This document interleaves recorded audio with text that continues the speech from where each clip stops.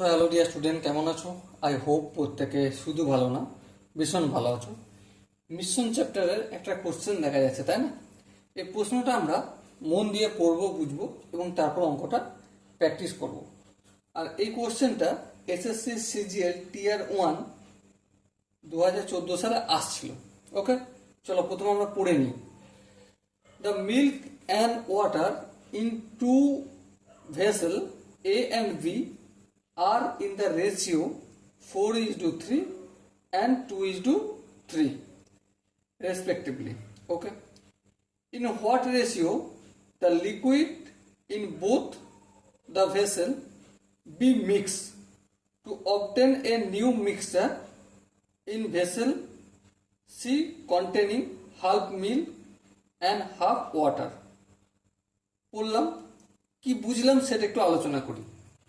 বুঝলাম প্রথম এখানে একটা ভেসেল আছে, ঠিক আছে? এই ভেসেলে মিল্ক, এম ফর মিল্ক আর ডাব্লিউ ফর ওয়াটার, দুধ এবং জলের অনুপাত কি আছে? 4:3। আবার এখানে একটা ভেসেল আছে, হ্যাঁ এই ভেসেলটা তো এটা এ ভেসেল আর এটা বি ভেসেল।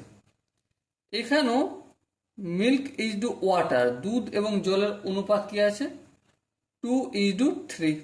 বেশ, এবারে এখান থেকে কি অনুপাতে নেব আর এখান থেকে কতটা পরিমাণ নেব, এখান থেকে কতটা পরিমাণ নেব ভেসেল এ থেকে, আর ভেসেল বি থেকে কতটা পরিমাণ নেব, নেয়ার পর দুধ এবং জলের পরিমাণ হাফ হাফ হয়ে যাবে, মানে 1:1 হয়ে যাবে।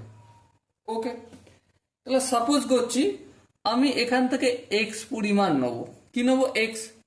আর এখান থেকে ওয়াই পরিমাণ নেব। তাহলে এই যে এক্স আর ওয়াই মানে প্রথম ভেসেল আর দ্বিতীয় ভেসেল নেয়ার অনুপাতটা আমাকে জিজ্ঞাসা করছে, মানে x:y সমান কত হবে সেটা আমাকে বলতে হবে। ওকে, চলো বলবো, কোনো অসুবিধা নেই। এবার লক্ষ্য করো, প্রথমে আমরা একটা জিনিস দেখি, মিল্ক কত আছে? 4:3। তার মানে মিল্ক কতটা হবে? 4/4 + 3 = 4/7। হ্যাঁ, একইভাবে ওয়াটার কতটা রয়েছে? 3/4 + 3 = কি হয়ে যাবে? 3/7। ওকে, এবারে এক্স পরিমাণে মিল্ক কতটা রয়েছে? সিম্পলি এক্স দিয়ে গুণ হয়ে যায়। ওয়াটার কতটা রয়েছে? সিম্পলি এক্স দিয়ে গুণ হয়ে যায়। হ্যাঁ, আবার দ্বিতীয় ভেসেলে মিল্ক কতটা রয়েছে? মিল্ক আছে 2/2 + 3 = 2/5। ওয়াটার কতটা রয়েছে? 3/2 + 3। হ্যাঁ, তাহলে কত হলো? 3/5।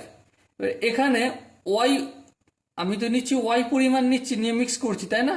হ্যাঁ ঠিক, তার মানে ওয়াই এ কতটা মিল রয়েছে ইন্টু ওয়াই হয়ে যায়, এখানে ইন্টু ওয়াই করে দিলাম। বেশ, এবার নতুন মিশ্রণটা আমি তৈরি করলাম, যেখানে মিল্ক কতটা নিয়েছি? মিল্ক নিয়েছি আমি 4x/7 প্লাস 2y/5, এতটা পরিমাণ মিল্ক নিয়েছি, কারণ প্রথম ভেসেল থেকে এক্স পরিমাণ নিয়েছি আর দ্বিতীয় ভেসেল থেকে ওয়াই পরিমাণ নিয়েছি। আচ্ছা, ওয়াটারের পরিমাণ কত হবে? এটা 3x/7 প্লাস 3y/5। ওকে, নো প্রবলেম। এরপরে লক্ষ্য করো, মিল্ক আর ওয়াটারের রেশিওটা কি হয়ে যাবে? 1:1। 1:1 মানে কি? Milk by water equal to 1/1, মানে মিল্ক ইকুয়াল টু ওয়াটার। হ্যাঁ ঠিক, তাহলে এটা কনভার্ট হয়ে গেছে।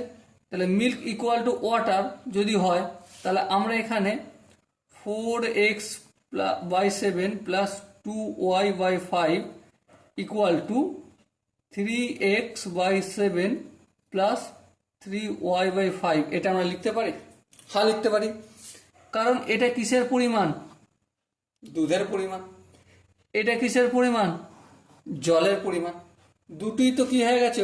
1:1 হয়ে গেছে, ইকুয়াল হয়ে গেছে, তাই না? হ্যাঁ ঠিক। এবার ক্যালকুলেশন করে এক্স আর ওয়াই এর রেশিও বের করলেই হয়ে যাবে। চলো, 7 আর 5 এর লসাও কত? অবভিয়াসলি 35। 35 কে 7 দিয়ে ভাগ করবো 5, 5 কে 4 দিয়ে গুণ করবো 4 5 20 এক্স প্লাস 35 কে 5 দিয়ে ভাগ করলে 7, 7 কে 2y দিয়ে গুণ করলে 14y ইকুয়াল 5 আর 7 এর লসাগু একই 35, 7 দিয়ে ভাগ করে 35 কে 5 3 5 15x প্লাস 35 কে 5 দিয়ে ভাগ করলে 7, 7 কে 3y দিয়ে গুণ করলে 3 7 21y। বেশ, এবার দেখো এই 35টা এদিকে গেলে উপরে যাবে আর উপর নিচে 35 কেটে যায়, হ্যাঁ কাটলাম। এবার 20x আছে, এই 15xটা এদিকে আনলে কি যাবে মাইনাস 15x হয়ে যাবে, হ্যাঁ। 21y আছে, এই 14yটা সমান অপোজিট দিকে নিয়ে গেলে মাইনাস 14y হয়ে যাবে, হ্যাঁ। 15x থেকে যদি 20x থেকে যদি 15x বিয়োগ করি তাহলে কত হবে 5x। 21y থেকে যদি 14y বিয়োগ করি তাহলে কি হয়ে যাবে 7y। এবার দেখো 7 এর সঙ্গে y টা গুণ আছে, অপোজিট দিকে আনলে কি হয়ে যাবে 7/y, x বাই ওয়াই। এখানে 7 আছে, 5টা যদি এদিকে আনি ভাগ হয়ে যাবে, তাহলে রেশিওটা কি হলো x is to Y equal to 7:5 হবে। তার মানে কি প্রথম ভেসেল থেকে আমাকে নিতে হবে 7 ভাগ আর দ্বিতীয় ভেসেল থেকে 5 ভাগ। ওকে, 7:5 রেশিওতে নিতে হবে। সো ডিয়ার স্টুডেন্ট, এখানে যে অপশন রয়েছে তার মধ্যে option A is the right answer. Okay, I hope প্রত্যেকে ভালো করে বুঝতে পেরেছো। যদি কোনো কনসেপ্ট বুঝতে অসুবিধা থাকে, ডাউট থাকে, তার জন্য কি করতে হবে কমেন্ট বক্সে জানাতে হবে। ওকে, সো ডিয়ার স্টুডেন্ট, দেখা হচ্ছে পরবর্তী সেশনে। ততক্ষণ পর্যন্ত ভালো থেকো, সুস্থ থেকো এবং জয় হিন্দ।